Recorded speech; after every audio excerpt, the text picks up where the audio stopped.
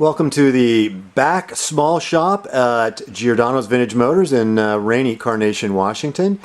We are going to attempt something we never tried before. That is a walk-around video in our cramped little shop back here. So we're going to do this as best we can. There's been a request to get a kind of a walk-around video of this wonderful car. We did earlier last week, we did do a video of the engine running, and I'm going to have that link available for anybody who's interested.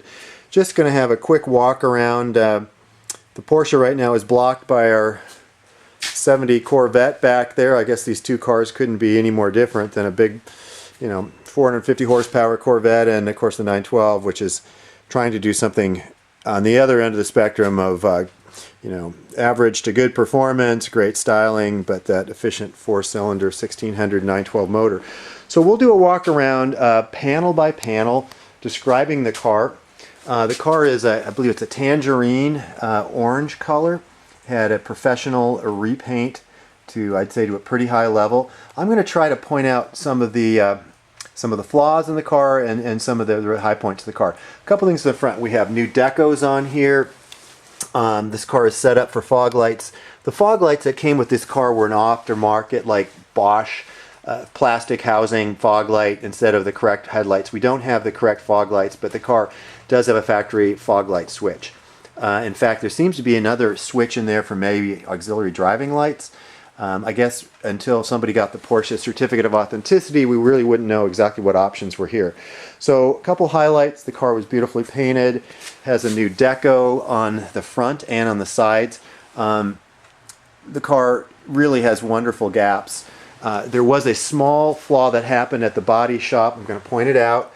There was some loose parts in the car, and you can see right down there that looks like a little four-legged spider. Something at the body shop put a little part in there and closed the trunk. It caused a little spidering right here in the paint where it cracked. Now it's flat again, but that's a little bit of a flaw. There are some parts that are not yet on the car, and I'm going to point those out just real quickly. There's a small mesh screen that goes in this area. That's not in. The wiper arms are not on the car at this point. The wipers, I understand, are working well. When the body shop put in the windshield, which is in overall pretty good shape, they did not put in the aluminum strip in here, which needs to be put in. That can be kind of a challenge to put in. I think certainly one of the highlights of this car is the Fuchs wheels. They are, I believe, 5.5 by either 5.5 or 6 by 15. They are not curbed. They are really nice, either superb originals or they've been restored. One of the two. We don't really know. Again, this is not a perfect environment to shoot a video. Obviously, we'd love to be out in the bright sunlight. So you come down here, nice panel gap. See, the condition of the chrome is actually really good. You can see the rear Fuchs on the driver's side. Again, really, really terrific, great polish.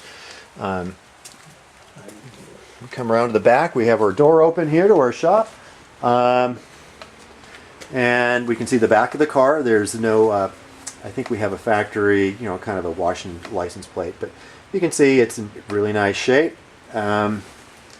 Still has the factory rain tray, which we love to have with this rainy weather. Okay, so we already shot a video of this car running. It has replacement foil. This is from a Porsche supplier. Instead of the black tar paper, this is what they now have available. It does have the K&N style fuel filters. We believe this is a matching number engine. We do not have a certificate of authenticity. So there is a separate video of the car running. The engine could use some detailing. It's a little bit dirty back here. Really hard to see. When you pull back, the camera adjusts a little bit. We already have a pretty good video of this car running. Hard to see, but the chrome overall is really nice.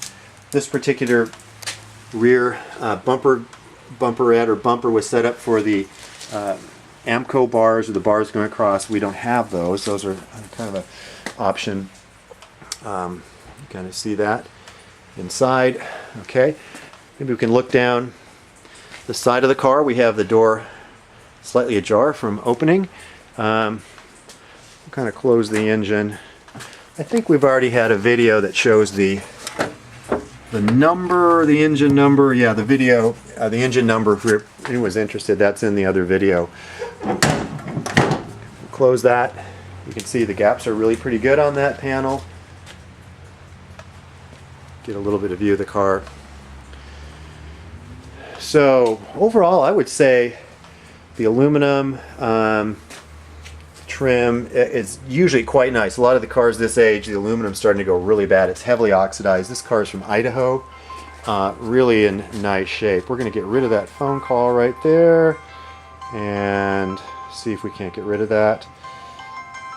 Okay, we just did. So this car has dual mirrors. It has the passenger side mirror, which is really nice. You can see it closes with nice gaps all the way around.